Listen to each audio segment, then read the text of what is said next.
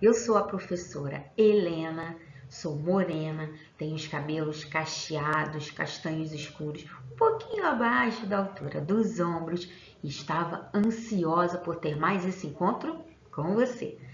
Dou aula de língua portuguesa para o Fundamental 2 e nessa aula do 7º ano de hoje nós vamos relembrar os elementos da estrutura de uma narrativa, situação inicial, complicação e desfecho. Vamos revisitar esses elementos juntos. O conto da mentira. Todo dia Felipe inventava uma mentira. Mãe, a vovó tá no telefone. A mãe largava a louça na pia e corria até a sala. Encontrava o telefone mudo. O garoto havia inventado morte do cachorro, nota 10 em matemática, gol de cabeça em campeonato de rua. A mãe tentava assustá-lo.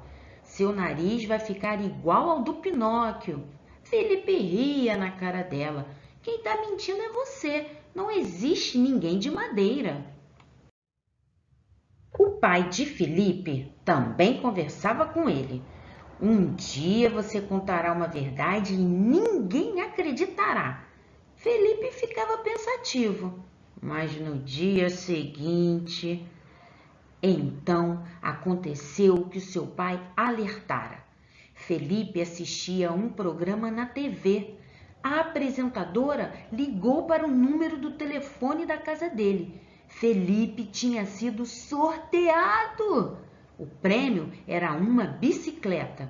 É verdade, mãe. A moça quer falar com você no telefone para combinar a entrega da bicicleta. É verdade. A mãe de Felipe fingiu não ouvir. Continuou preparando o jantar em silêncio. Resultado: Felipe deixou de ganhar o prêmio. Então, ele começou a reduzir suas mentiras, até que um dia deixou de contá-las. Bem, Felipe cresceu e tornou-se um escritor. Voltou a criar histórias, agora sem culpa e sem medo. No momento, está escrevendo um conto. É a história de um menino que deixa de ganhar uma bicicleta porque mentia. Vocês gostaram do conto? Ainda bem que o Felipe deixou de contar as mentiras, porque mentir traz nada de bom, não é verdade? A história que nós acabamos de ouvir é um conto. O conto é um texto de base narrativa. Ele é uma narrativa breve, curta, que na maioria das vezes explora um único conflito. O conflito explorado no conto da mentira é o fato do Felipe contar muitas mentiras. Narrar é contar uma história, seja ela do mundo real ou do mundo fictício, não importa. O conto, por ser de base narrativa, tem alguns elementos básicos, como o tempo, quando acontece a história, o espaço, onde acontece a história, o personagem, quem faz parte da história, o enredo, sobre o que fala a história e o narrador. Normalmente, em um texto narrativo, as ações são encadeadas seguindo uma estrutura, e essa estrutura é dividida com começo, meio e fim. Agora, nós vamos abordar a estrutura do conto, aquela de começo, meio e fim. No começo, logo no início da história, nós temos a apresentação ou a situação inicial, que geralmente é o momento no qual o leitor é apresentado ao personagem principal, ao tempo e ao espaço em que a história acontece. Nós vamos ver como esse começo está estruturado no conto da mentira. Vamos lá! Logo no começo, no início da narrativa, o leitor é apresentado algumas informações importantes. E o leitor somos todos nós. No conto chamado O Conto da Mentira, já no primeiro parágrafo, nós somos apresentados ao enredo principal da narrativa. um menino chamado Felipe que gostava de contar mentiras. E qual trecho do texto há essas informações para nós? No trecho, todo dia Felipe inventava uma mentira. Então, logo no início do primeiro parágrafo, nós já sabemos o assunto da narrativa. Outra informação contida nesse trecho, logo no início, é sobre o tempo. O tempo da narrativa aqui é o cronológico, ou seja, é o tempo do relógio. As ações vão acontecendo umas após as outras, seguindo o curso normal do dia. E como nós sabemos disso? Sabemos pela expressão todo dia. Ela mostra para nós que o Felipe tinha o hábito de mentir.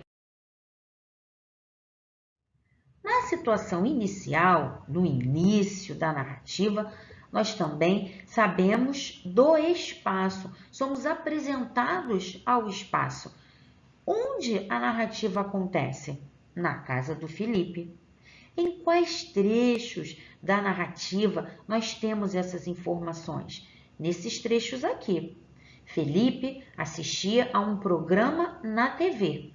A apresentadora ligou para o número do telefone da casa dele. Você percebeu essas informações? O texto oferece para nós várias informações, mas nós precisamos estar atentos a todas elas para que nós consigamos entender toda a narrativa. Agora, nós vamos abordar a segunda parte da narrativa, que é a parte do meio ou do desenvolvimento.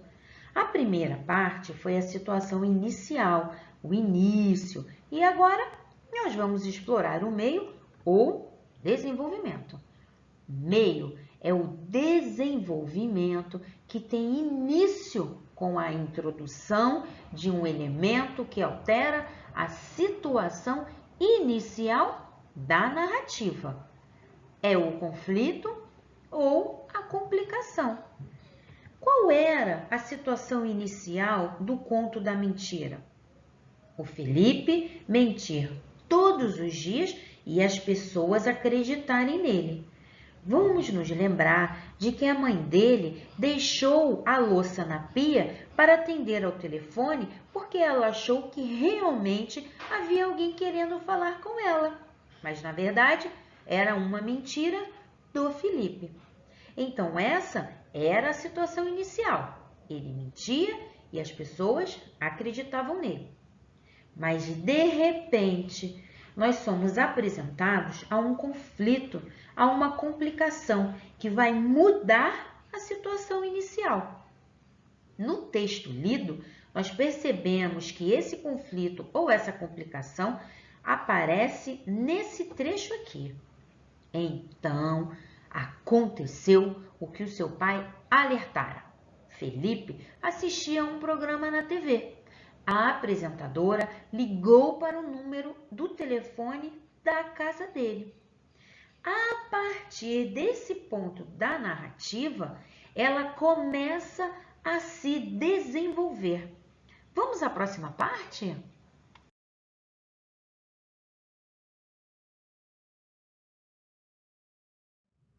Essa outra parte da narrativa é a parte chamada clímax. Clímax é o ponto de maior tensão do conflito, da complicação. O clímax é um outro momento da narrativa. Nós vimos que nós tivemos o primeiro momento da situação inicial, que era o Felipe mentir e todos acreditarem nele. Nós vimos o conflito, que foi o fato da apresentadora ligar para a casa dele. E agora nós vamos ao clímax da história. Onde que existe esse clímax na nossa história? Nesse trecho aqui. A mãe de Felipe fingiu não ouvir. Continuou preparando o jantar em silêncio. Esse é o clímax, esse é o ponto de maior tensão do conflito. E a partir desse momento, a história vai se encaminhar para o final. Vocês conseguiram perceber essa mudança? Agora, nós vamos abordar a última parte da narrativa, o desfecho. O desfecho ou desenlace é a parte do texto em que o conflito se resolve. Vamos nos lembrar de que depois da situação inicial, na parte do meio da narrativa, nós temos a apresentação de um elemento que muda a situação inicial. E depois desse estágio da narrativa, nós temos o clímax, que é o momento de maior tensão da narrativa. Depois do clímax, a história se encaminha para o final. Então, o conflito é resolvido no desfecho. Porém, é importante nós percebermos que nem sempre a resolução do conflito é boa. Aqui, por exemplo, o Felipe não ganhou a bicicleta, como nós podemos observar nesse trecho do conto. Resultado: Felipe deixou de ganhar o prêmio. Eu queria que ele tivesse ganhado. E você? Agora é o momento de nós revisitarmos os temas abordados na aula de hoje. Hoje, nós vimos que a narrativa, na maioria das vezes, é estruturada em 3 partes: começo, meio e fim. O começo, ou situação inicial, é aquela parte na qual nós conhecemos o personagem principal, quem faz parte da história, nós conhecemos o tempo, quando acontece a história, nós conhecemos o espaço onde a história se desenrola. Depois da situação inicial, nós temos a parte do desenvolvimento, que é a parte do meio. No desenvolvimento, nós temos a complicação. Esse é o momento no qual o conflito é inserido na história e ele muda a situação inicial. Então, nós temos o conflito ou a complicação dentro da parte do desenvolvimento. Logo em seguida, também dentro do desenvolvimento, mas em um estágio diferente da nossa narrativa, nós temos o clímax. O clímax é o ápice do conflito, é a parte culminante da nossa história. E, portanto, a partir do clímax, a narrativa começa a se encaminhar para o seu final, para o seu desfecho, para o seu desenlace. É nessa última parte que o conflito é resolvido. E nós vimos aqui também que nem sempre o conflito tem uma boa solução. Nós vimos que aqui o Felipe ficou sem a sua bicicleta. Ai, ai. Desafio do dia. Eu tenho um desafio para você. Você já ouviu o ditado popular que diz: quem conta um conto aumenta um ponto?